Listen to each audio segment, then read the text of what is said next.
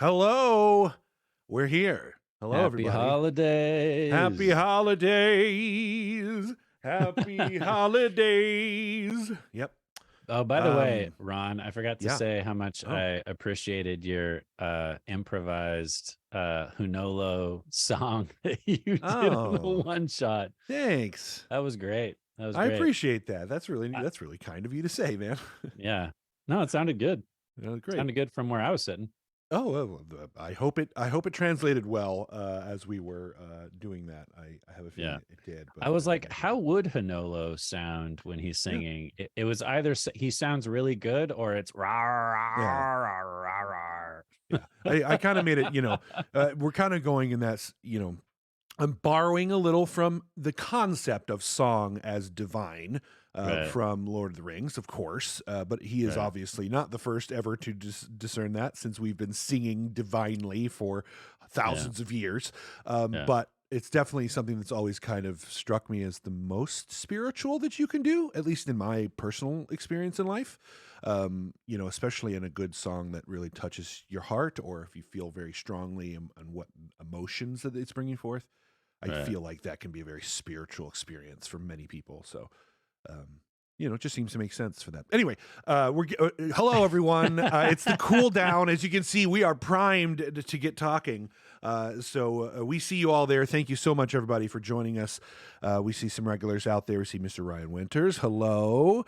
The Bulb Dim. Monica Arts loves my hat. Thank you, Monica. I was supposed to go grab mine. I forgot to grab my hat. Oh well. I have a nice Dungeon Run beanie that I've been wearing, but it's out in the other room. So, oh well.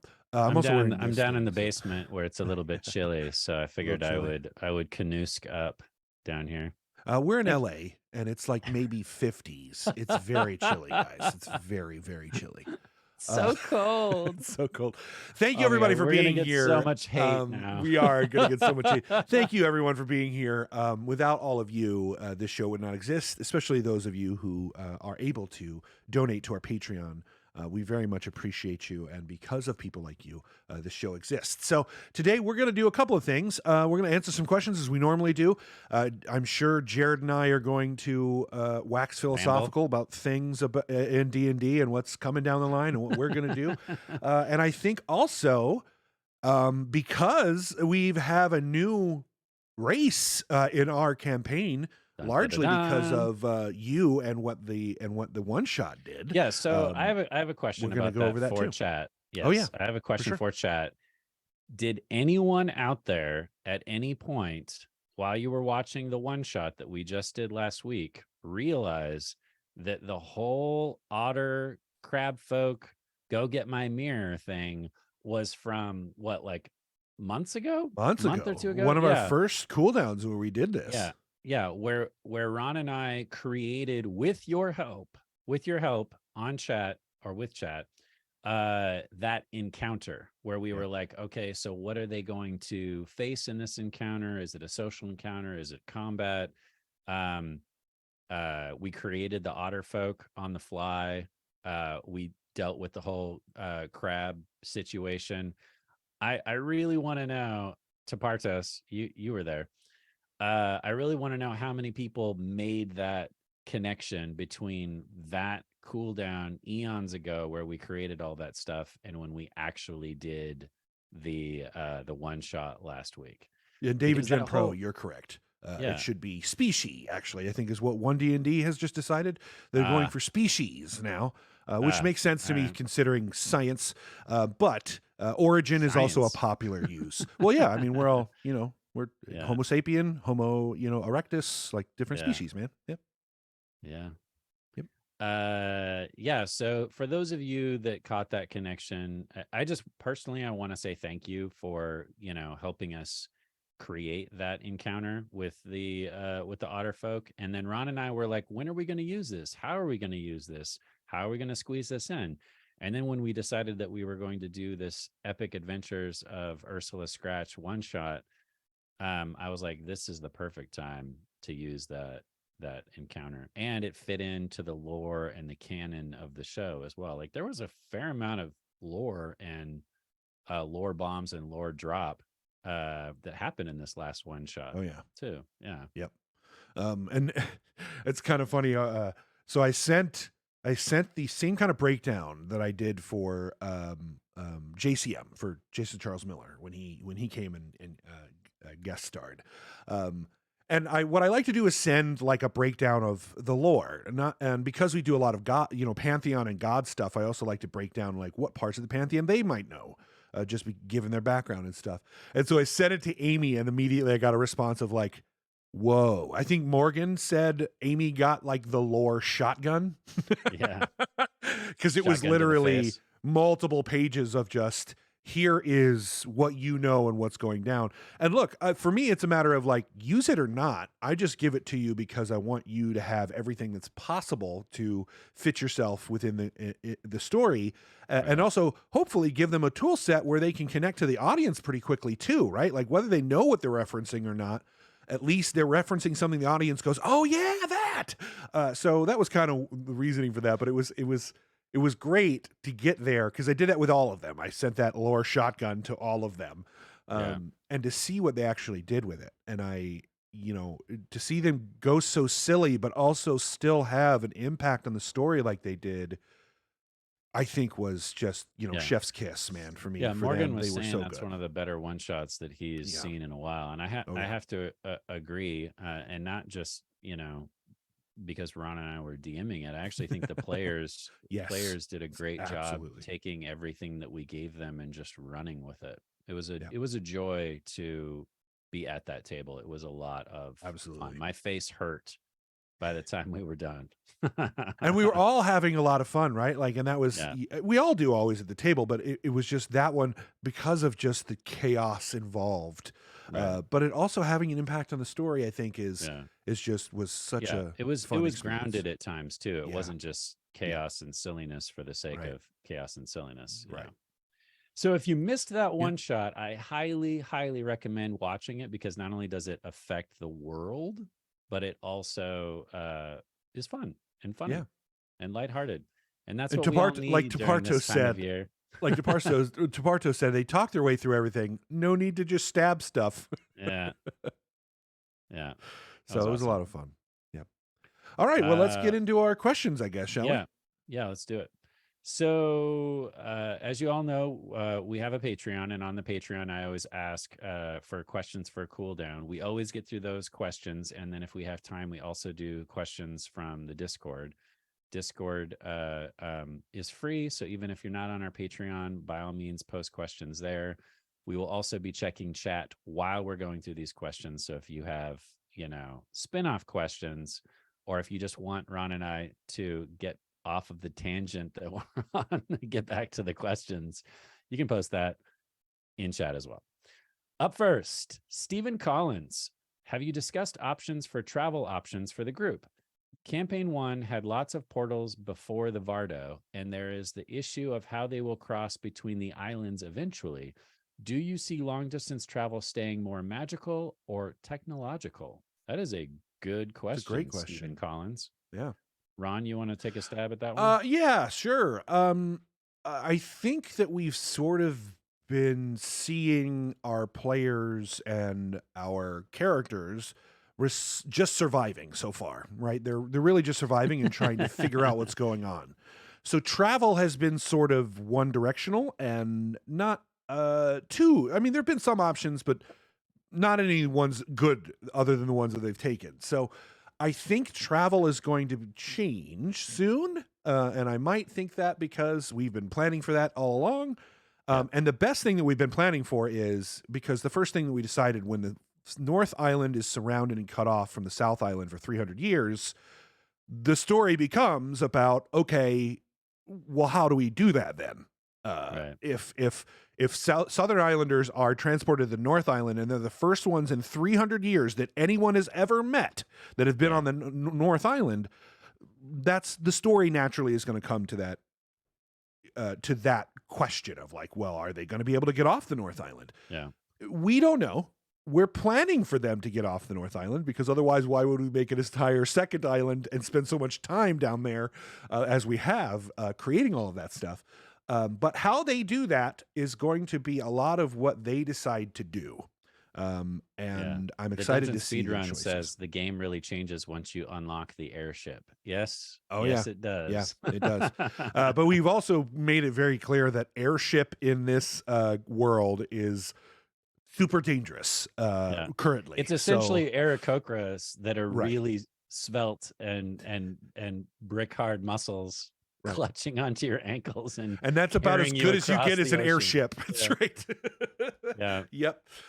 So I think in terms of how travel will continue in the future, I think it'll probably be more technological until a point in which it becomes magical, just because there's a point at which around, I think 10 and not 8, 9, 10, where it's like, okay, now I can generate the magical movement that I need, and it's going to be better than any mechanical one I could find.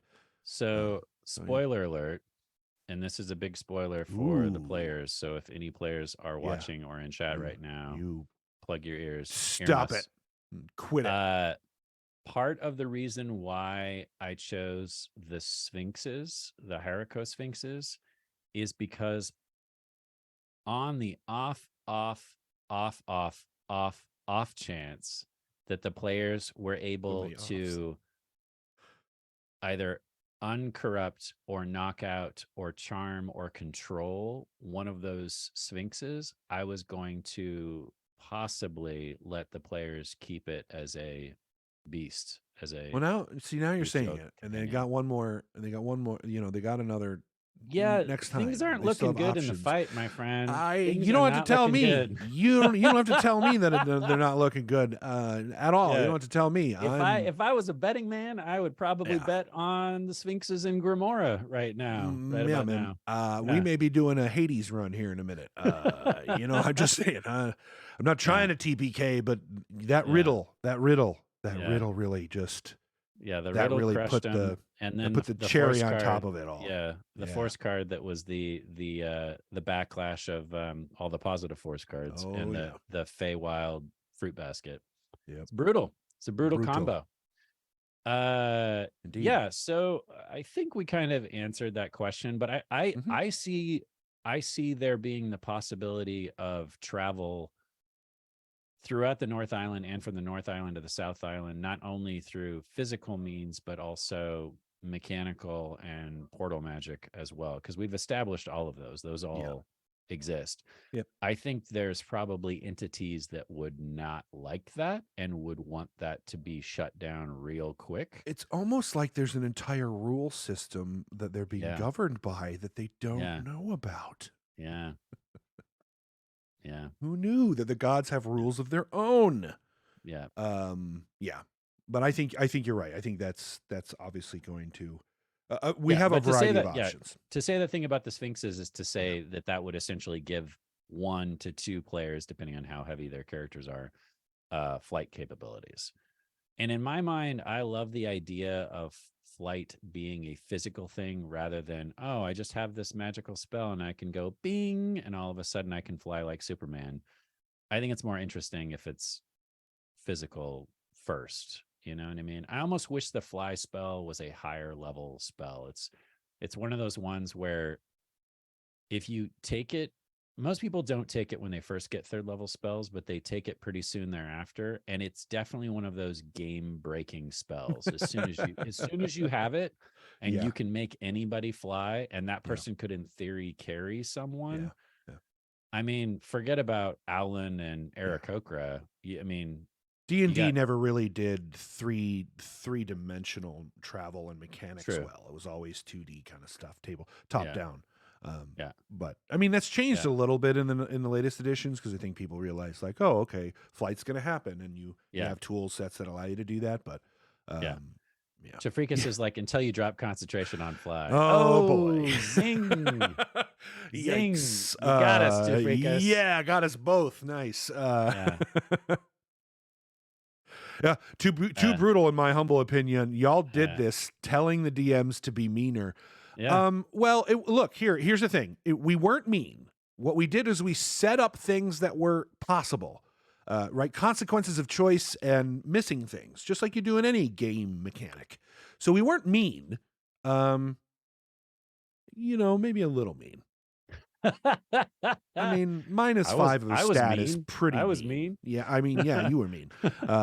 I mean, I'm obviously a part of that decision-making process, so, I'm mean too, clearly. Yeah. But I never, again, you and I talked about it like, oh, we'll make it really, it'll be fine. They'll never get that. And then, of course, Yeah. they Yeah. didn't get it. And Yeah.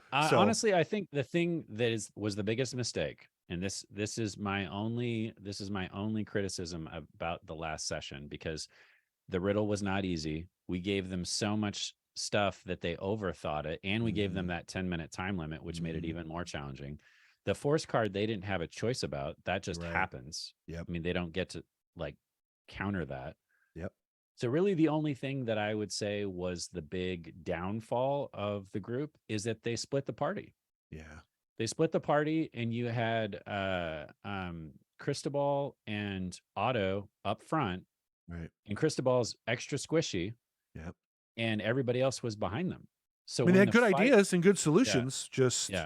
When the fight hit, they took it right in the face right from the get-go. Yeah. And then from then on out, they were climbing uphill. They had this huge uphill battle with a Sisyphean effort, right? Because they're also each encumbered in some way, with Saint being extremely old, and which I really enjoyed, because it's such a throwback to when we were on the pirate island, and Ugo dealt with losing 40 years of his age to going almost like I'm an old man, guys. Like I'm on my deathbed now. Yeah. So that I thought that was kind of a you should have done the Arnold Schwarzenegger voice then. That would have been hilarious. Old Ugo turns into Arnold. Yeah, so that would be my only criticism. And that happens. Splitting the party, it just happens sometimes. Of course. And it's not easy that they're facing, so that not only all of that, they also got jumped by their antagonist, right? They got jumped by their antagonist, who was using deception to get to them. So it all came to a head, really, at one point. I'm interested to see what they do. Yeah, I think they're gonna Hail Mary.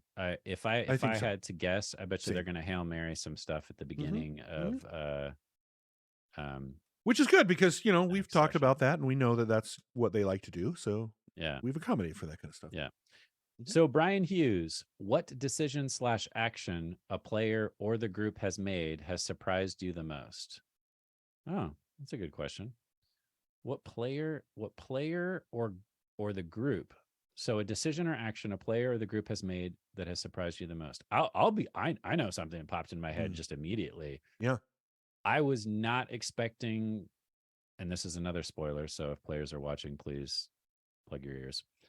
I was not expecting Cristobal to jump in the arms of Lumbra so quickly. Dude, that's exactly what I was going to say. The embracing of Cristobal and Lumbra, of Cristobal embracing it makes sense now. Yeah, but at the time, I was like, we had the whole City of Glass thing, and I was like, okay, how's he going to react to all of this? What's he going to do when he finally gets up to Lumbra's masks? Is he going to take that leap? Does he know, about his dad's connection? How is that going to affect him? Like, that could have gone any number of ways. But I was shocked when Adam/Cristobal was just like, you know what? I died. I want to go back. I have things I need to achieve. You're going to give me that opportunity. I'm going to take it. I can't say he made that in his shoes that I would make any different choice. I can't say that I would. The deal with Failshin as well, where he was just like, yeah, sure. I'll owe you a favor. Sure. Yeah. Let's do it. Let's do it. Yeah. Let's do this. Yeah. To save Saint. So that was probably the biggest thing I can think of thus far in this campaign for an individual. For a group, I don't know. I think as a group, the one thing that surprised me a little bit as a DM is how untrusting they were of Olivar. I was like, at first, at first I was a little surprised by that, because I was like, okay, well, you get magically teleported to this land, and there's this being there that's been praying for help, and then you show up and he's super thankful. You know for a fact that his race is completely peaceful, other than Copray, and all he wants to do is offer you help and guidance in return for your help. Yeah, but I think also his viewpoint about like, oh, well, people get killed by the predators, so we should let that part of nature take hold.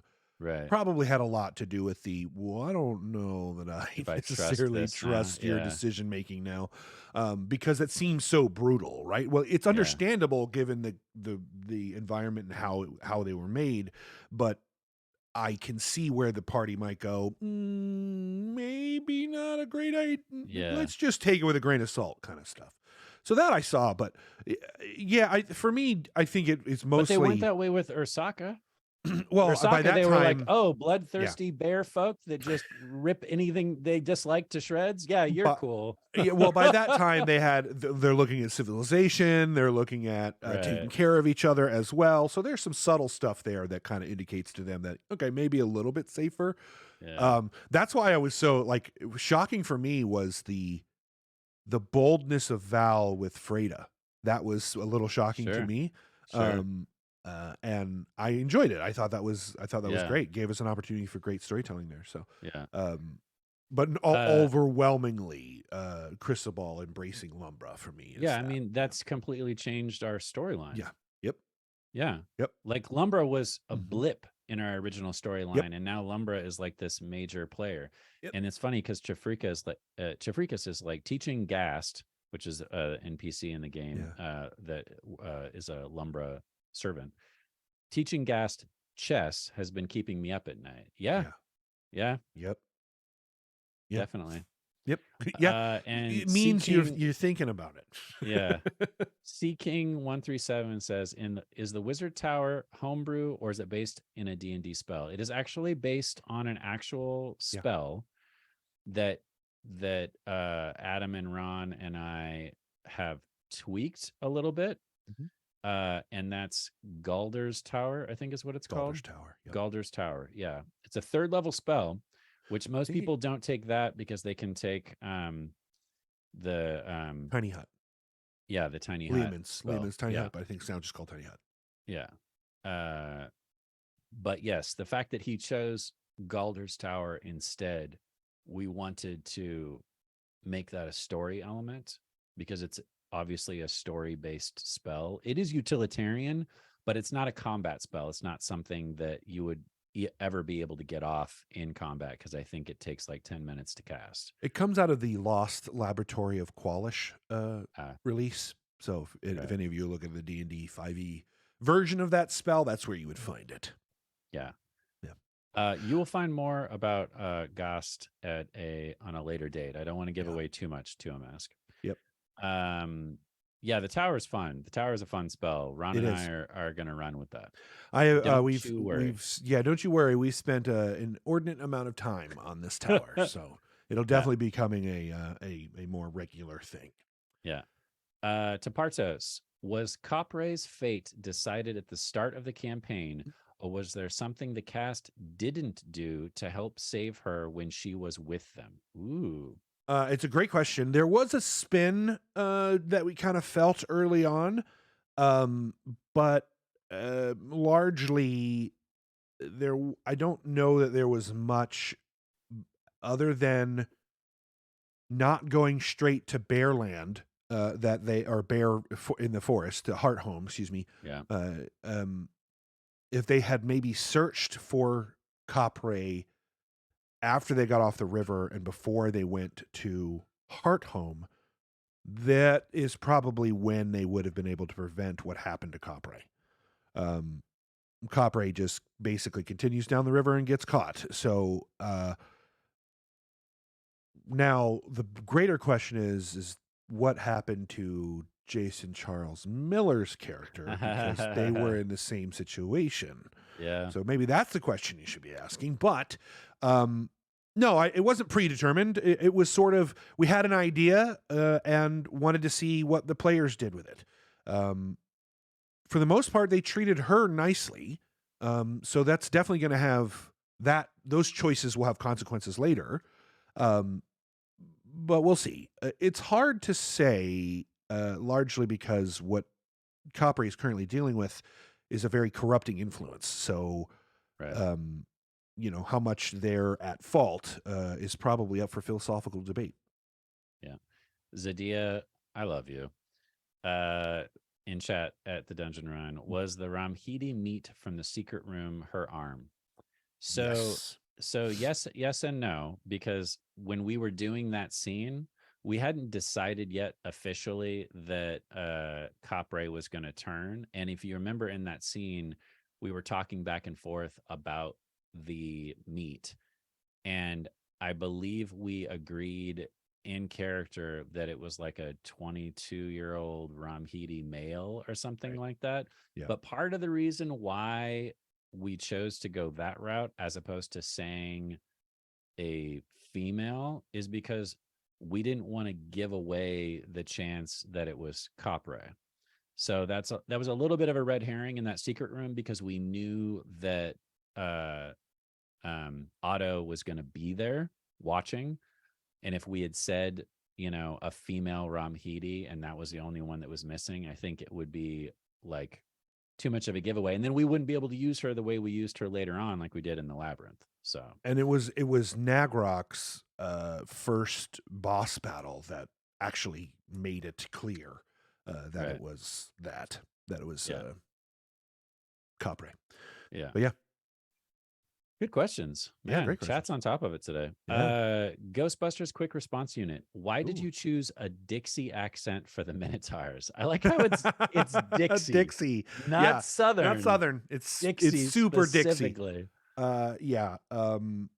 It's mostly because Ron can't do Greek is why. Yeah. I wanted to do a Greek accent, and Ron was like, I don't know if I can maintain that for, especially not not a feminine Greek accent, like just not a thing I can do. Now, feminine Southern accent absolutely can do that without a hitch. So that was kind of the choice, and it felt fun to me. Also, it just was. that, it made it much more lighthearted. It wasn't as serious when they were, lawyering. Oh wow, I can't talk. Lawyering back and forth. It made it a lot more lighthearted and silly. And it felt very much like you're so good at that like proper Southern accent that it was just easy to get caught into it. So I think that was the perfect choice. And I was saying, the funny thing is I was actually saying pretty harsh stuff to them, but because I was doing it with this Southern gentleman accent, it didn't seem as harsh. But I was essentially saying,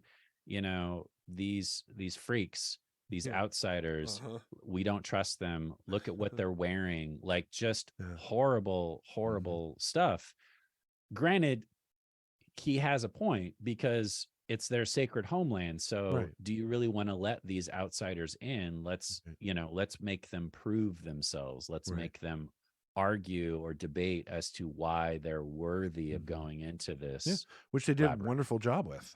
They really, as a party, did wonderful with that. The verbal debates, A+. The combat, not so much. Something left to desire for sure.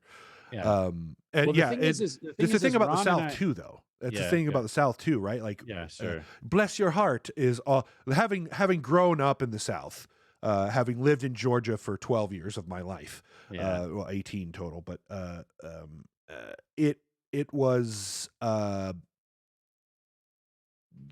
that became very apparent very quickly. People sound like they're saying the most wonderful thing to you in the world, but they are not. And it's a weird thing, right? Like that's why I always kind of preferred the northeastern states when we moved around so much as a kid, was because people spoke what they meant, and it was straightforward. Might always be nice, right? It might always be nice. They might be being a jerk, but at least I knew where they stood. Rather than where in the South it's like it was so much manipulation and properness to the public view of things that it just never made any sense to me. Business down there is very strange, just a very strange, like, what are you being? Which prepared me for LA. So true. So kill you with kindness. yeah, as Zadia said, the classic "bless your heart," right? Which if it's not clear out there for you, everyone, "bless your heart" in the South largely is said sarcastically and really means "f you." Really is what it means. Yeah, I mean, you know. Not to generalize an entire region of the world, because there are many wonderful people who live in the South. My family, including some friends I have there, including. But it's all kind of understood that this is systemic, right? It's a systemic echo. It's an echo of what used to be. Well, where I'm from, we just don't talk. Yeah. Communication is not a thing, huh? Well, yeah. I mean, that's what I'm saying too, right? In the South, that communication isn't a thing because they're not really communicating. Right. It's talking of words, but there's no actual information being shared most of the time. Yeah. It was always an interesting thing to experience as a child. Maybe sweet summer child. Oh, there you go. Yeah. Maybe that'll be our next NPC, is someone who just doesn't talk. I guess we kind of have that with the Echo. Hunolo. I mean, that's kind of what Hunolo did, right? That's true. It's even when they speak animals, it's very guttural, one or two words. Right. But yeah. What's the next question? Yeah, those were all good. Those are all Patreon questions. Oh, great. So we got those down. So now we can go on to Discord and jump through some of those. Ryan Winters. I've always been curious if there's anything beyond the main island, or if that's a secret for later on. That's definitely a secret. I mean, can we? I think we know there's a southern island, or do they mean beyond the two? Beyond the two, I think is. That's kind of what we're figuring out in this season, right? That's kind of I think what we're discovering. Yeah, but for now we're keeping it on just the two islands. Yeah. But yeah, there is definitely more going on outside of the islands, but for now it's all just island all the time. And just like in D&D, you start, the first couple of levels are more local issues, then you get to regional, and then you get to world, and then you get to universal or multiversal issues. So I think as we see our players grow in levels, we'll see the deeper and deeper, bigger things sort of be revealed. Yeah, I mean, I think it's only a matter of time before they start getting spells and abilities that then force us to open up the world more for outside. Yeah, for sure. Which is what we've been doing, right? What we've been using that kind of, every time they make choices, there's reflections in the world that we're doing, and we make updates. Generally speaking, that yes, there is. I kind of feel like there's definitely a sweet spot in Dungeons and Dragons, and the sweet spot I would say starts around 3rd level and goes up to about 10th.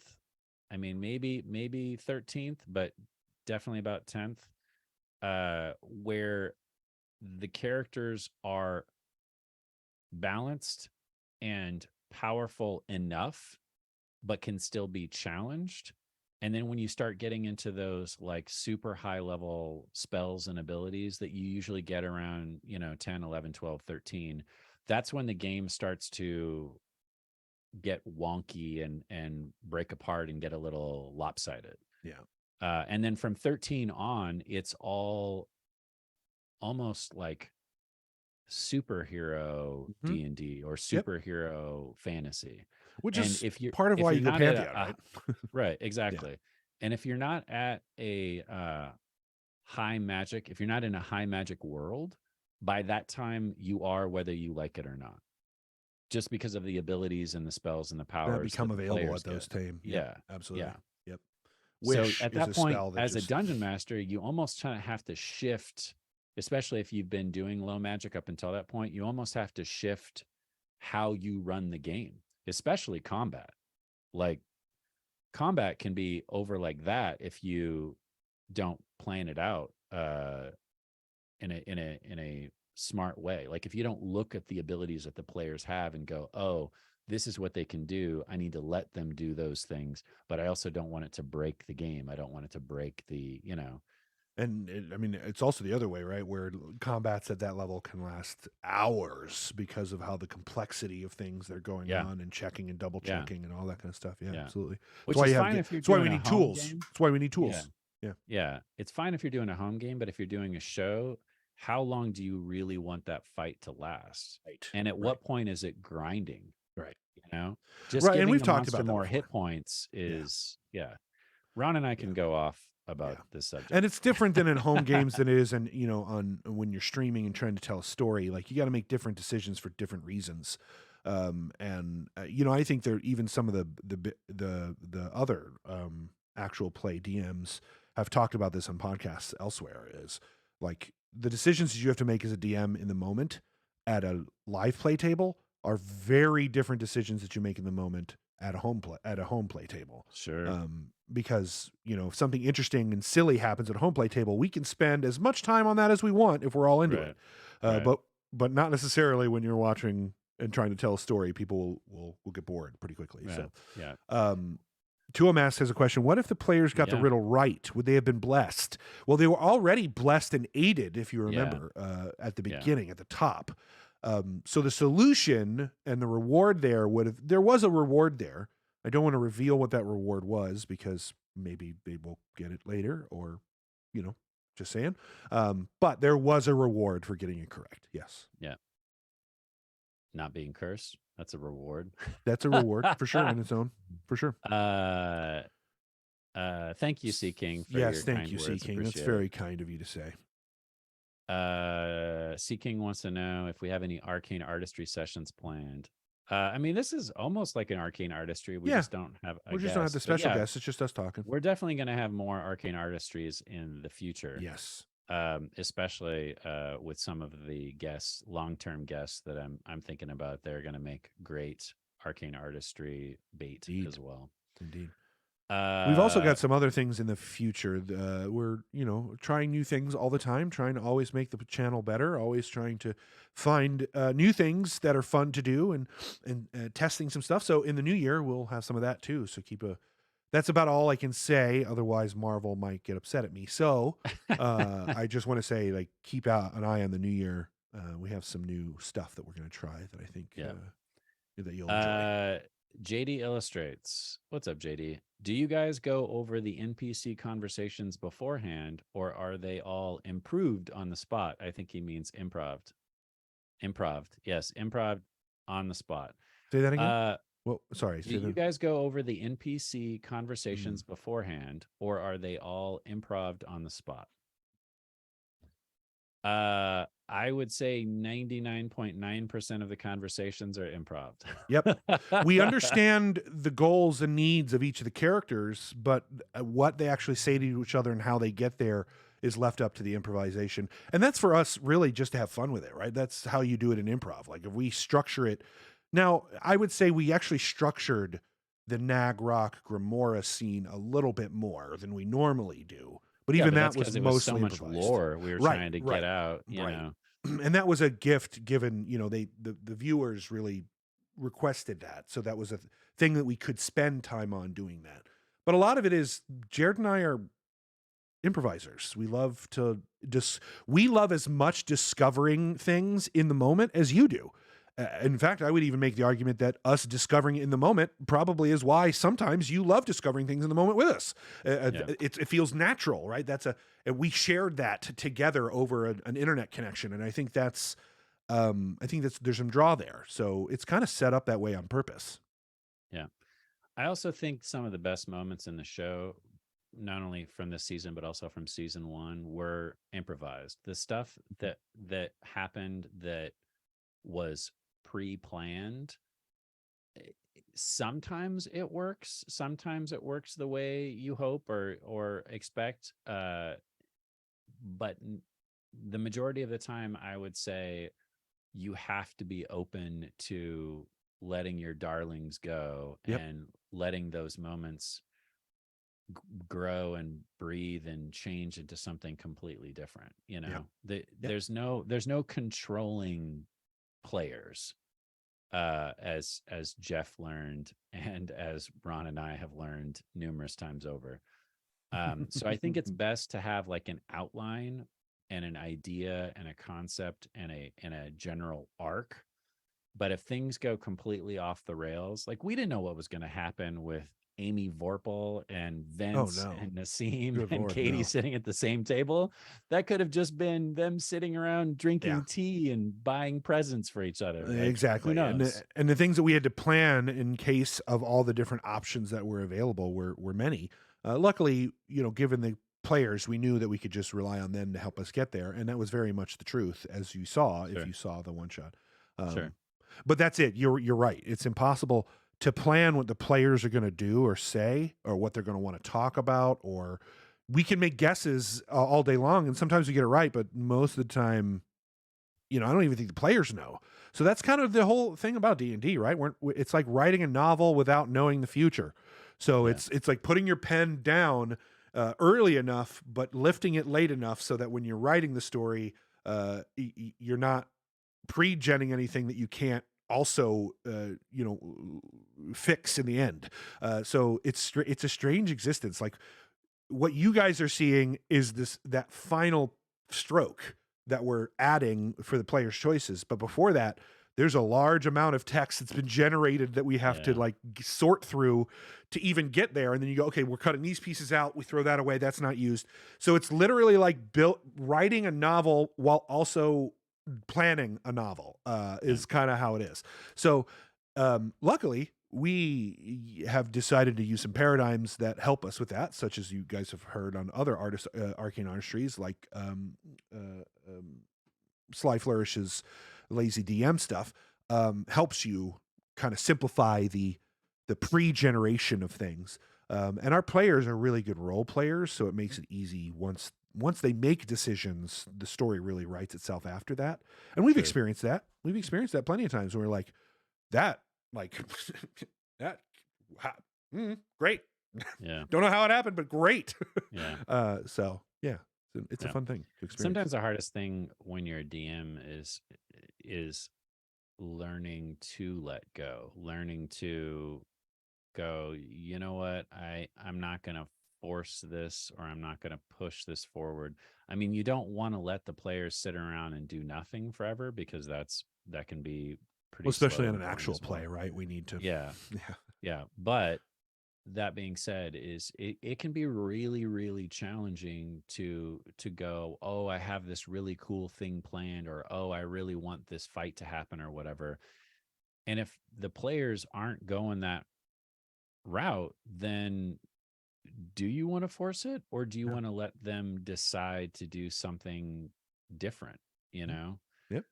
There was a moment that Ron and I had in this last one shot where we had planned on there being an actual fight with crab folk and otter folk, and we had the terrain and the miniatures and everything. And then we got to that moment and we were like, well, these guys being the players, don't seem like they want to fight. They don't seem like they want to fight through this problem or fight this into a solution. So we already had some ideas on how they could end the fight quickly, or how they could get a happy result, as opposed to just killing all the otter folk or killing the crab folk or the crab people. And they made those choices. They made that decision. And so we didn't have a fight, which was great, because not all conflict has to be a fight, even though Dungeons and Dragons really wants it to be. Exactly. Yeah. Dungeons and Dragons really wants it to be a fight. And you get that. It's like a game mechanics, right? Like a lot of that is the dungeon. You want to kill the dragon. You want to, that's the game loop. It's interesting to find how many groups want to avoid the game loop. And luckily 5e gives us a lot of options to do that. But it does feel like Dungeons and sometimes Dragons has actually gotten, I think Dungeons and Dragons has actually gotten better, slowly getting away from that. Like each edition as they go becomes more and more about the role playing and less about the combat. Yeah. Whereas the early editions, I mean, some of those early editions, all it was just the combat rules and like character creation and monster early stats. Editions were all like wargaming, right? Early, yes. Before D&D was even a thing. Chainmail and all that. That literally was wargaming. Yeah. Right. So I get that that's kind of the origins of D&D, and I love that we have tool sets that get us more to the role playing aspect. It's why we have a show. But there's also some it's like, well, let's also let's play a game though. Let's also roll some dice and be like, ooh, wow, Fight that some was a stuff. cool little thing that you did. Like action. Yeah. Let's see the action. You know what I mean? We're here for an action setting sometimes. So I get the feeling that the new D&D movie is going to be mainly action. Yeah. I think they're gonna steer away from more story elements and have it be more blockbuster action packed. Or they're gonna do a lot. You already have The Witcher, you already have Lord of the Rings series. Like you already have all of these plot driven, story driven, some combat, but not a ton of action, or there's big lengths of conversation between each action plot point. But I based off of the trailers, I think the D&D movie is going to be a big action blockbuster blowout. I think if they do it right, they're probably going to do something similar to Guardians of the Galaxy, where you've got a really good storyline and that you're connected to. Yeah. But it's a group of people who are action oriented. So despite they're connected and loving each other, they still have to go through action stuff. So yeah. Frankly Delicious, the new D&D movie coming out. So. Yeah. The third Hobbit movie was almost all one battle. That's true. Yeah. Yep. That's true. Yep. And it was good. I enjoyed it. I liked it. Yeah. You can do story within a battle. It's definitely a thing that's possible. Yeah. But I think part of the reason why they got away with that is because it was 3 movies. So they could do a lot more build up and story and plot leading up into that moment. It feels very much, there was a show that I watched recently. Oh, it's like Andor, excuse me. If it's new Star Wars Andor, at first people are like, oh, it's so slow. I'm like, yeah, but they're doing that deliberately. They're doing it deliberately so they can build up characters so that when they get to the action, the stakes are way higher and you care. So when someone gets shot in the back and dies trying to save someone else, it means something. It's not just like a Star Trek red shirt where you're like, well, that guy was going to go. We all knew he was going to go. Yeah. And I think that's I am hoping that's what the D&D movie does. Is plays with that. Hey, well, we don't need action right away. Although, look, Guardians of the Galaxy did really well about they're also dealing with characters that already have sort of a written backstory. So I think it's a little easier to get people on board, especially those that know it. So there is some differences here, but I think generally speaking, if you go with that irreverent comedic action orient, especially now, people will latch onto that just because they're used to it. And it's also fun. It get your dopamine going, but you're also like, oh, but I care about these people as well. Hopefully they'll do that well. Yeah. Titobit, I recall in AD&D trying to avoid combat often. PCs died very often. Yes, they did. Yep. Old school D&D was brutal. There was first so much level character death. First level wizard had 4 hit points at max in AD&D? Like you got a D4 as hit points at level 1 as a wizard. Yeah. Yeah. Like that's why everybody was conjurers, because they would get a conjuration a hit point bonus. Yeah. Honor Among Thieves. Thank you. Fail Waffle, hello. Thank you for resubscribing a whole 20 months. It's like you love us or something. We appreciate you. Okay.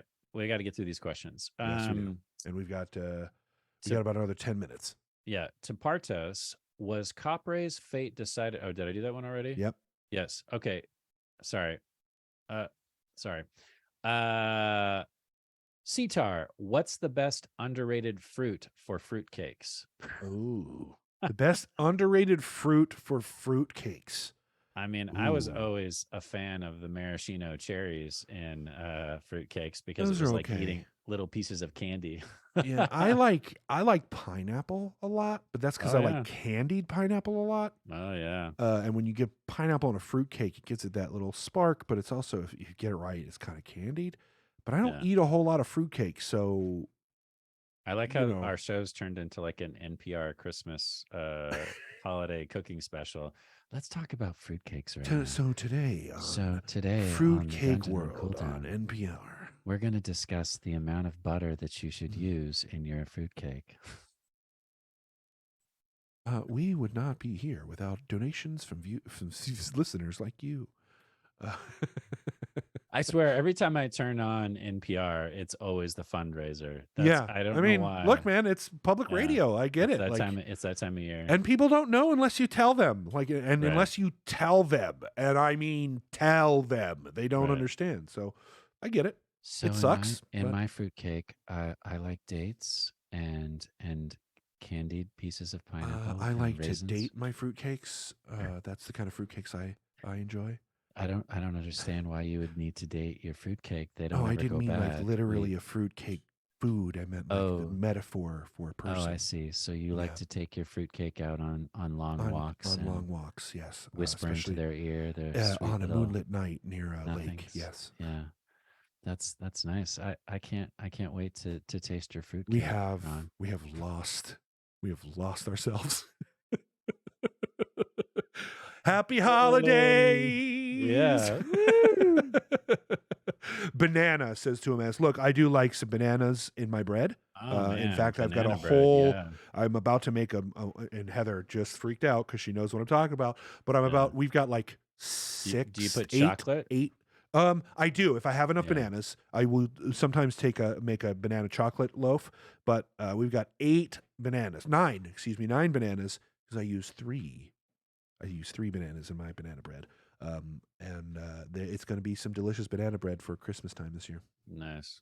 For sure. Oh man. Any more questions or? I think the last question was actually someone talking about prunes, saying, trust me, this is my go-to Christmas cake recipe. So they put, it's not a question so much as they're just saying they put prunes in their fruitcake.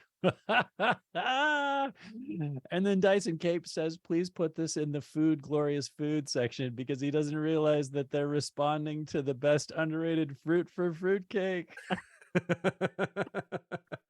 I think there was one question. Where did I see it just now? Here's a question in chat. While the group was talking with the Minidonna, I got a theory that not only was there a location jump, but also a time jump. Can you confirm or deny? When they were talking with the Minidonna, was there a location jump, but also a time jump? Well, we did kind of skip ahead from them walking from the wall, the outskirts of the Minos Valley, straight into the Minotaur settlement, or the Minotaur town. We did kind of skip over that because that was just them walking. And then we really wanted them to get into the labyrinth that last episode that we did. So 2 episodes ago. So the scene with the Minidonna was truncated because they could have very easily spent, a day or 2 days just hanging out with the Minotaurs and chatting with the Minotaurs and learning how to craft chainmail nets with the Minotaurs and all that jazz. And we really wanted to get them into the labyrinth because the idea was that the holiday show was going to be the labyrinth and getting through that. So yes, there was a little bit of a time jump, but not a huge one. Right.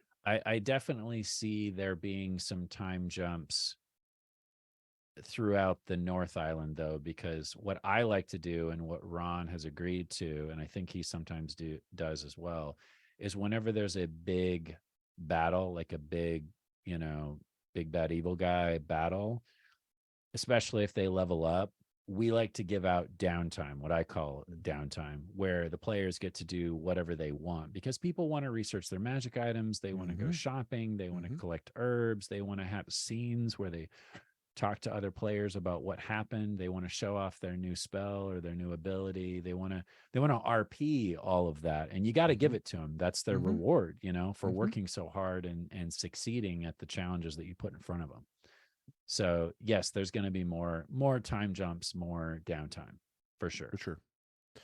For sure. There was one question here in the Discord from Johnny Valentine. Okay, cool. The mirror from the one shot was the one made during one of the cooldowns with help from the Watchers before campaign 2. Yes. Was this what inspired Christabel's mirror item? No, we actually had the idea from mirror. That's kind of one of the things I was mentioning about, like, you can't make it up, where the audience being so in line with us was the another thing that Sea King's talking about, which is the town that we created during Arcane Artistry, which has been included, and in fact where Cristobal has come from. So Sea King, that town was included in session 0 of Fissarium, is that town. But we had already a concept for that. You guys just happened to nail the head on that, on both Fissarium and the mirror of the otters, because we had already kind of talked about mirrors being a play with Lumbra, especially given their the way that they function, their duality. So definitely is related, and it just sort of naturally fit that we should make that Lumbran once we got there. So just kind of how it came down. Yeah, I would say, to kind of piggyback on what Ron's saying, the mirror that we had for the otter folk conflict was going to be a minor magic item for that purpose.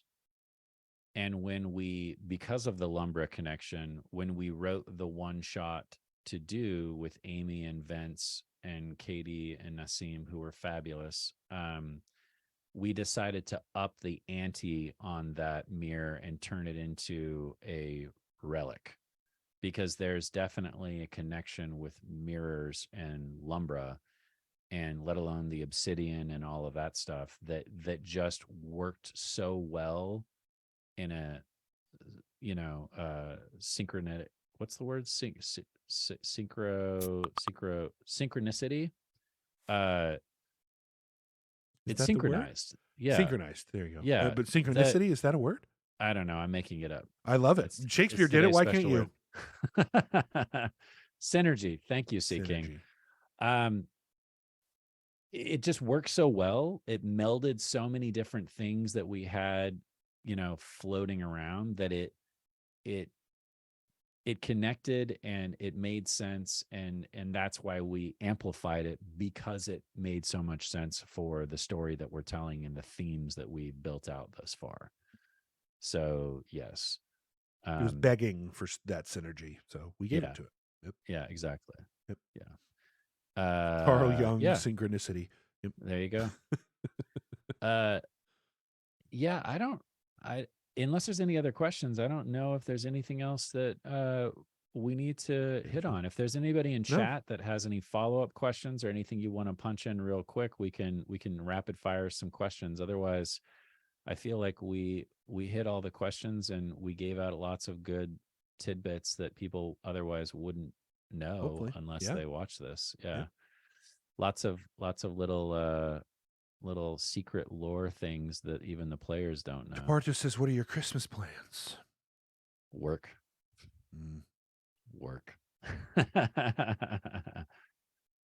Okay. Hardest part about co-deeming go now that you have done it for a while. Phil Waffle, are you drinking the eggnog already? It's a little early.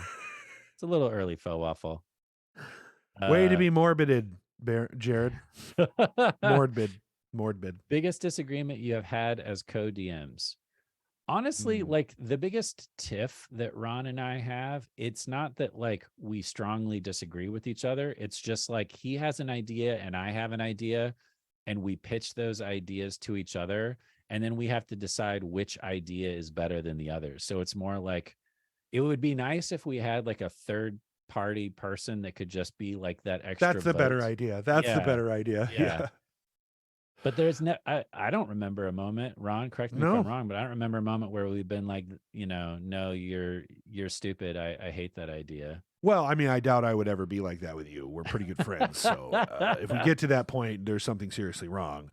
No, I mean, surprisingly, you talk about that you grew up in a place where you don't communicate, but you communicate rather well. So especially when we're DMing together. So I think that's really it. It's like, I mean, I get that. I share that with you. I learned this to get to this way, but no, that's been surprisingly very shockingly, we had no real disagreements. Ron and I have talked about this many times. We thought there was going to be more bumps. I think it's maybe because Ugo and Civ didn't see eye to eye.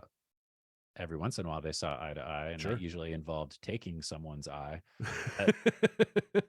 But for the most part, when they didn't see eye to eye, so we thought that was going to be the case. But I think Ron and Jared are more alike than Civ and Ugo were. So that's part of the reason why, plus we both been DMing for a long time. So, we know at this point, in theory, we know what works and what doesn't work and what to We also avoid practice the let your darlings get destroyed rather well. Yeah. So I think that has a lot to do with it. It's one of the reasons why we keep saying it, like, be willing, and Morgan makes a good point too. He says sometimes, like, but you also have to protect your darlings. So, like, for sure, but be willing to let them move on and perish if there's a better idea.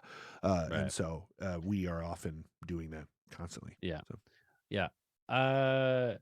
Let your darlings get destroyed. Have you ever had a magic item secretly contain another magic item? No, frankly, delicious. But what I do, and we're doing in this game as well, what I like to do is the difference between a minor magical item and a relic is a minor magical item is a locked thing. It doesn't change. It does what it does, like the silver needle. It just does what it does, and that's all it does.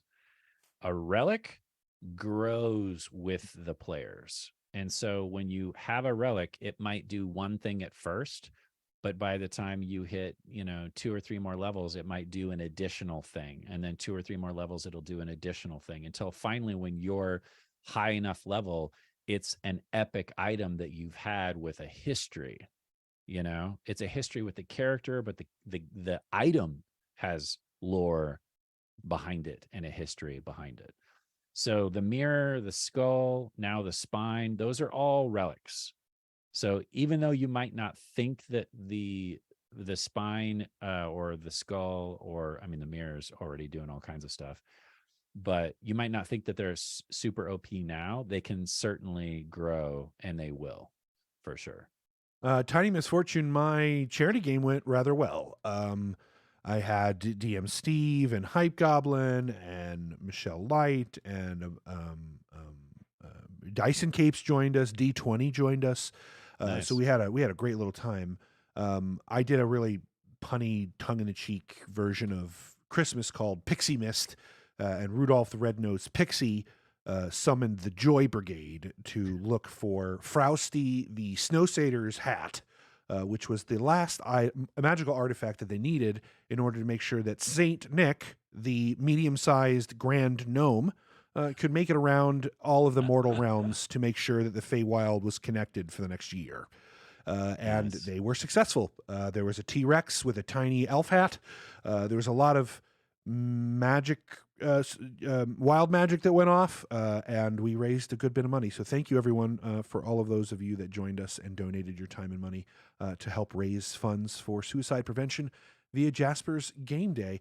We'll be doing another one in the spring, so keep a lookout for that. I think that's going to be a much bigger event, but it is my plan to continue to offer my time and resources to that wonderful charity. So it was a pleasure to be asked to fill in last minute, and had a great time doing it. Good. Yeah, it was Seeking137, which has been your favorite NPC to roleplay? Ron? I bet you I know the answer to this. Who do you think it is? Drek. No, it's actually, really? No. For me, it was definitely Barley. I liked Barley a lot. Oh, okay. Yeah, I like Barley. And I like Drek. Don't get me wrong. I love Drek. Drek was fun, but Barley was a lot of fun for me. Yeah, I like Barley and Hops. That's a good answer. Yeah, that was a good. Phil Waffle, favorite class to play. Then I'm done, and I will go and finish my eggnog. Druid for me. I like druids. Druids are fun. Druids are good. I found a respect and love for the Artificer, man. I really have.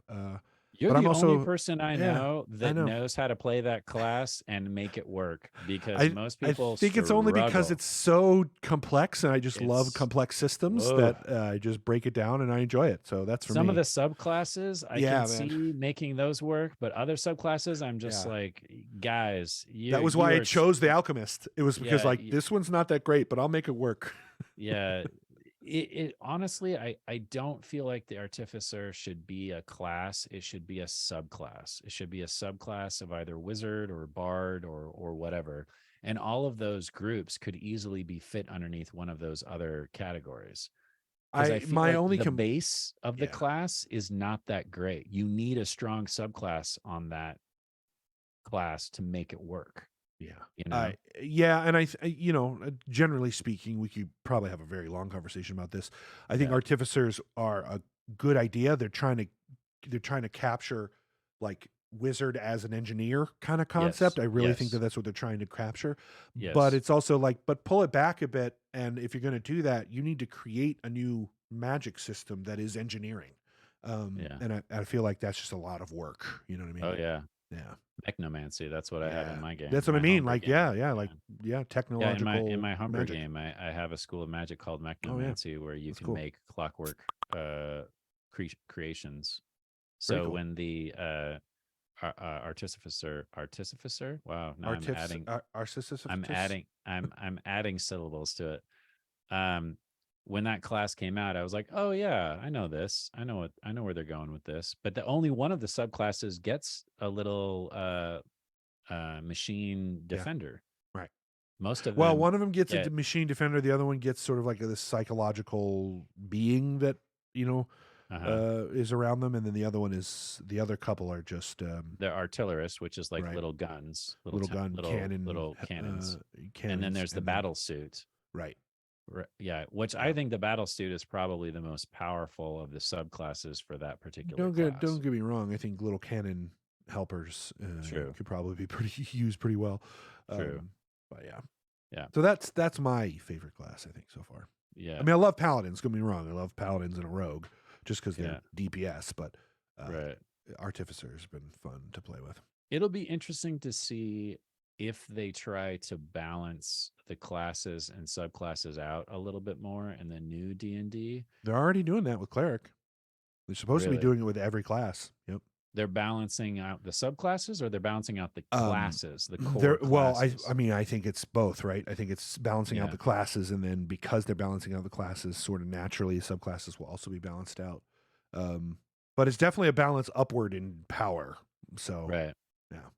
Yeah. Across the board, everyone's getting more powerful. I mean, everyone's getting a feat now, which is crazy. Yeah. Yeah, it's interesting to see what they'll do with that stuff. I'm excited to see what happens. Yeah. All right. Well, that was a wonderful cooldown. Yeah, that was fun. It was a lot of fun. Lots of good stuff. So we got a new chatting with you, Ron. We got a new it's always a pleasure chatting with you, buddy. We got a new animus, at least one new animus species out there, guys. What? Maybe more? Who knew? Who knows? We didn't get to tackle it this time, but maybe we'll be seeing some stats on the hulking crab soon. You never know. All right. Well, thank you everyone for joining us. We appreciate your time and your effort and your fandom. As Jared sings there, happy holidays, happy holidays. And may you enjoy your time with your family and your friends. Make sure to check us out on Wednesday. We got one last episode before we go for a break until early January. So make sure you check us out on Wednesday night. If not, then make sure you watch us. Oh, also you can do so now live on YouTube. We're streaming both from Twitch and YouTube at the same time. So there are some people back in the day saying that they didn't have a fast enough internet connection for Twitch, and the beauty of the YouTube live stream is that it does not take as much bandwidth. So it should be easier for those of you that have slower internet to watch live now. And if you want to interact with the show, you can still do that even during the YouTube, because we still have there's the extension on Twitch, but we still have the Streamlabs as well outside of Twitch that you can go to if you want to buy someone an advantage or a disadvantage or moats and that kind of thing. You still have access to all of the moats and disadvantage and sparks and seeds as you did before. Shazaidan or Shazadian? Shazadian. And their party of 28. Welcome. We are just wrapping ourselves up, actually. We are just having a quick conversation. Happy holidays. Happy holidays. Just having a quick wrap up. You should just stay on the stream and just sing Christmas songs. Yeah. Well, the weather outside was frightful, but the fire was so delightful. Wherever we decide to go, Let it snow, let it snow, let it snow. It is a crime that you have not played a bard yet in any of these Well, games. just again, maybe keep Yeah. watching. Maybe Yeah. keep watching. Just saying. Might also very much be a reason that I introduced. So, if it wasn't clear, the poem, aka song, that was released by Mr. Vince, not I gotta always not queso because that's a cheese, Casso. Yeah.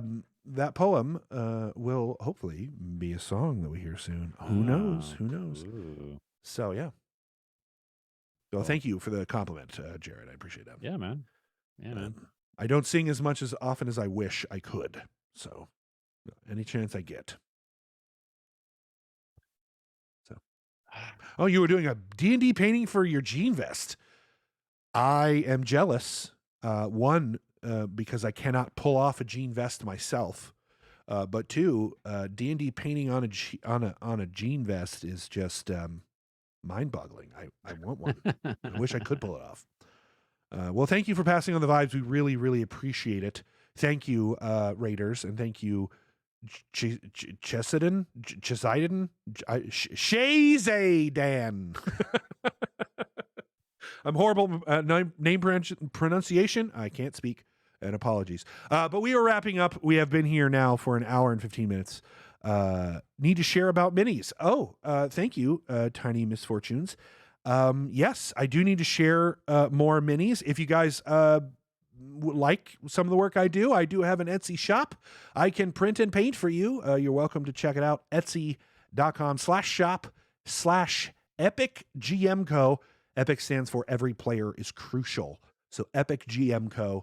Find my options there. I'll be releasing here in probably a couple of weeks, maybe a week or two, a whole brand new slew of everyday people, including townsfolk that are species or origins that are hard to find. So crucial. I can't tell you how many times, especially for years when I was running home games, you have to use like the paladin mini for the barkeep, and you got to use your, dwarven battle rager as the barmaid, and you're like, this is a real rough bar. Dude, I'm gonna have kids. There's gonna literally be children minis. Finally, minis of children. Finally, you don't have to use halfling miniatures as the children. Yeah, it was one of the since I've been started doing this and working with EC3D, they're kind of the only people I license from now. One of the big questions that they always had is like, what minis do you need? And I was like, man, just town folk that look like dragon folk, like dragon people, or town folk that are tabaxi, or town folk that are just not human, gnome, or dwarf. Just a variety of different things that you might find in a town would be regular so, children. People that it's impossible to find children in 3D printing. It's crazy to me. Yeah. But I'll be offering some of those soon, so that'd be fun. Well, somebody asked earlier about giveaways. We'll be doing some giveaways here soon too, if I remember correctly. Yep. So keep a lookout for that, including some of the stuff that we have painted and created for the show. We'll be giving it away and then auctioning off some other parts pretty soon. So keep a lookout for that. Yeah. So just follow us on Twitch so you get your notifications. Follow us on social media, and we're on Twitter and Instagram and all that jazz. And we'll announce all of that giveaway stuff before the show, and then we'll probably do it live during the show. Yeah. All right. Well, that's it. Thank you, everybody. If you are part of our Patreon, thank you so much for joining us. And because of you, this show is possible. If you are not part of our Patreon, please consider it. We have benefits starting at $5. So check them out. They go all the way up to 100,000, 100 and 1,000, not 100,000, hundreds and 1,000. $100,000 Patreon. Yeah. And if you're part of That's our where Ron will come to your house and sing whatever you want. Whatever you want in your living room. Force of Nature, Force of Cosmos tier. We also read your names out as part of an improvised game at the end of every show on Wednesday night. So check that out. It comes with everything below it as well. We have a merch store. Check that out. Thank you, everyone, for joining us. We appreciate the time and effort. And as always, have a happy holidays, and humankind be both. Stick Happy around. Gonna raid somebody holidays. just momentarily, but until then, we'll see you later. Bye. Happy holidays. Happy holidays. Happy holidays.